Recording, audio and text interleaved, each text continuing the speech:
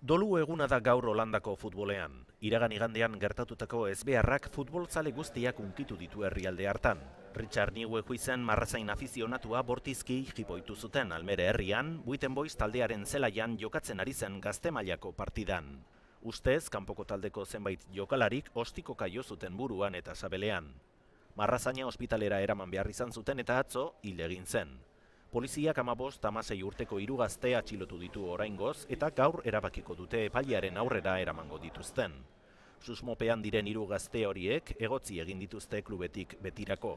Lekukoen arabera epaileek ez zuten inolako erabaki polemikorik hartu partidan, baina behin baino gehiagotan eten behar izan zuten jokoa jokalarien jarrera bortitza zela kausa.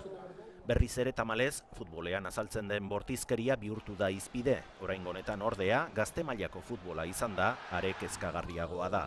Holandako Federazioa asteburu honetako partida guztietan minutu bateko isilunea egitea aztertzen ari da.